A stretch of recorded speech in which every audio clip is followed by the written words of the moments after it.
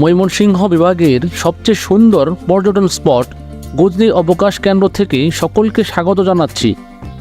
আজকে সারাদিন গজনী অবকাশ কেন্দ্র ঘুরব এবং আপনাদেরকে গজনী অবকাশ কেন্দ্রের সকল সুন্দর জায়গাগুলো ঘুরে দেখানোর চেষ্টা করব।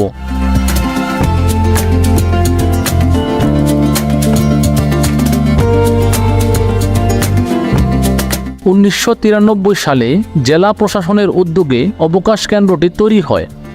শেরপুর জেলা শহর থেকে প্রায় 30 কিলোমিটার দূরে ঝিনাইগাতি উপজেলার কাংসা ইউনিয়নের প্রায় 90 একর পাহাড়ি এলাকা জুড়ে এর অবস্থান।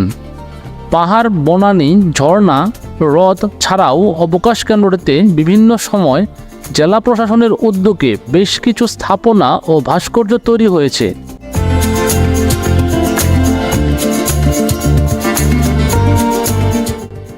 এই মুহূর্তে আমি আছি শেরপুর জেলার ঝিনাইগাতি উপজেলার গজনী অবকাশ কেন্দ্রে।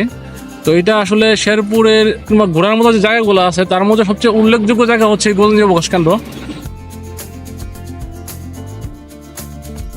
আমরা গজনী অবকাশ কেন্দ্রের ভিতরে একটা ঝর্ণা এবং আরো কিছু আছে, এটা ঠিক টিলার নিচে, তো নিচের দিকে যাচ্ছি, দেখি।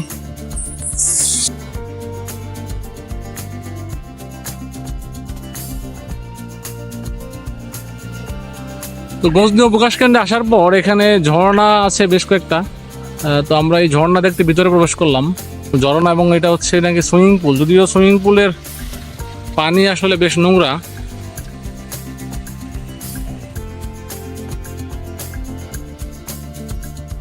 তো এই দিক দিয়ে পাহাড়ের উপরে ওঠার জন্য সিঁড়ির ব্যবস্থা করা হয়েছে এবং এই পাহাড়ের উপরে উঠে ওই পাশ দিয়ে এই ঝুলন্ত একটা ব্রিজ আছে, ঝুলন্ত ব্রিজ পার হয়ে ওই পারে যাওয়া যায়।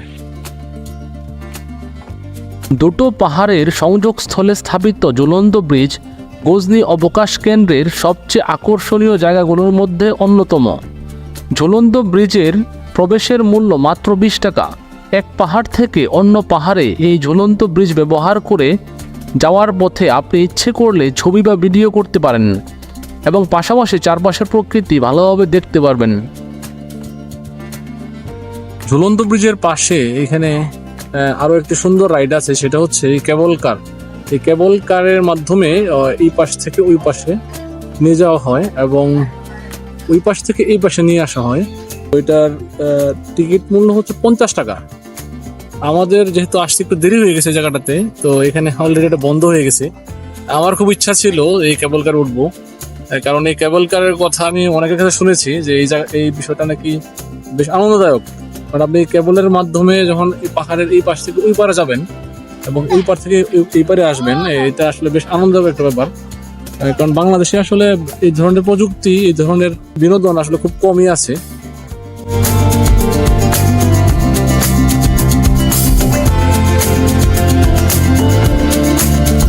আমরা ঘুরতে ঘুরতে এখানে গারোমা ভিলেজ নামক একটা জায়গা আছে, এটা ঠিক সামনে আসলাম।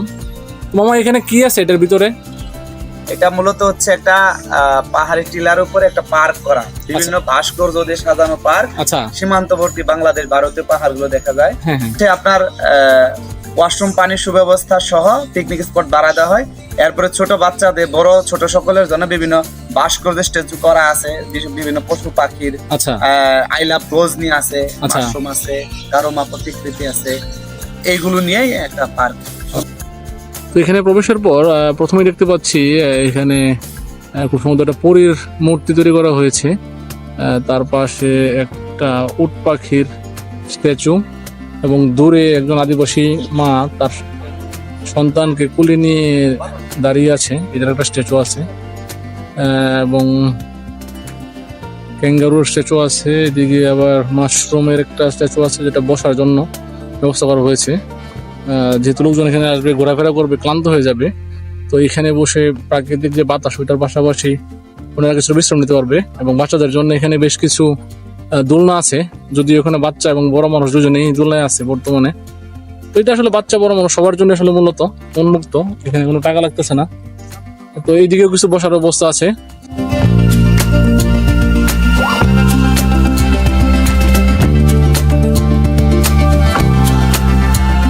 এখানে মাশরুম ছাতার নিচে বসে পাহাড়ের ঢালে আদিবাসীদের জীবনযাত্রা, দিগন্তচূড়া ধান ক্ষেত ও পাহাড়ি জনপদের বিভিন্ন জীবনমান উপভোগ করা যায়।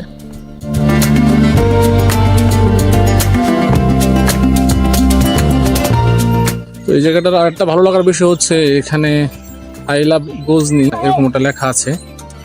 যে জায়গাটা দাঁড়িয়ে আসলে অনেকে ছবি তুলে, দূরের যে প্রকৃতি, এই প্রকৃতি ভাষায় ছবি তোলাটা আসলে বেশ ভালো লাগার মতো একটা ব্যাপার।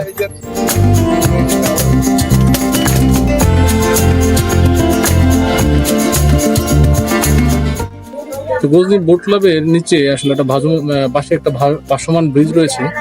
তো আমরা এই ভাসমান ব্রিজটা পার হয়ে ওই পারে যাব। তো এখানে টিকিটের মূল্য কত টাকা টিকিট এখানে? 20 টাকা এটার প্রবেশ মূল্য না? ভাসমান ব্রিজ যেটা, ওটা দিয়ে আসলে ওই পারে যাবো। ওই জায়গাটা আসলে সুন্দর বলা যাবে, এটা খারাপ না। পাশে শিশুরা নৌকায় চড়তেছে।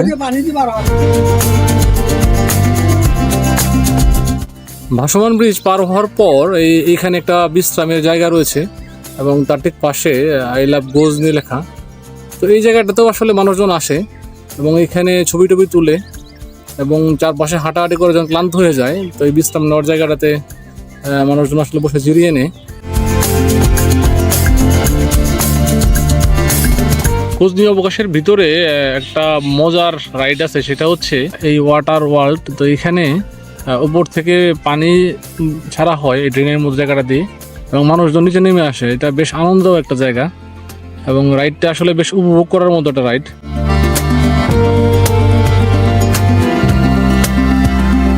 এই রাইডটার পাশে আসলে পোশাক পরিবর্তনের রুমও রয়েছে, পাশাপাশি ওয়াশরুম রয়েছে। এছাড়াও এখানে রয়েছে প্যাডেল বোট, ওয়াটার কার ও ওয়াটার ফুটবল খেলার ব্যবস্থা। চাইলেই প্যাডেল বোট ও ওয়াটার কারে চড়ে আপনি আনন্দ উপভোগ করতে পারেন। গজনি অবকাশ কেন্দ্রে একটি মিনি চিড়িয়াখানা এবং অ্যাকোয়ারিয়াম রয়েছে। আসলে বাচ্চাদেরকে আনন্দ দেওয়ার জন্য চিড়িয়াখানা এবং অ্যাকোয়ারিয়াম বেশ সুন্দর একটা জায়গা।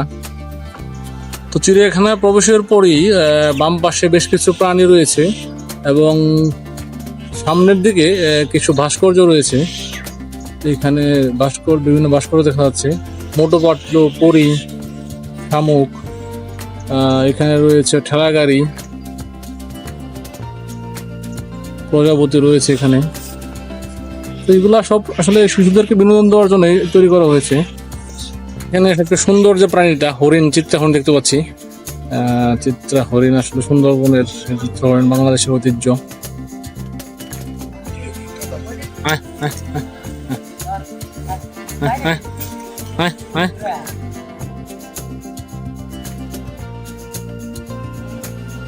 তো ডান পাশটা যে রয়েছে আসলে অ্যাকোয়ারিয়াম এবং পাশে কিছুটা ছোট মাঠও রয়েছে খেলার। তো এই জায়গাটা হচ্ছে অন্য জগৎ পাতালপুরি। তো এইখানে বাচ্চাদের জন্য যাদের জানতে পারলাম, বাচ্চাদের জন্য এখানে বেশ কিছু মানে আশ্চর্য হওয়ার মতো বেশ কিছু রাইডের মতো রয়েছে এখানে।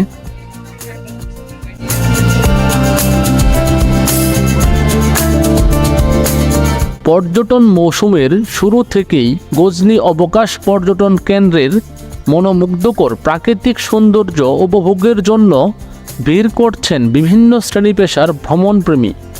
ফলে প্রতিদিন সকাল সন্ধ্যা এখানে দেখা যায় আনন্দময় পরিবেশ। দেশের বিভিন্ন জেলার শিক্ষা প্রতিষ্ঠানের বনভোজনও হয়ে থাকে এখানে।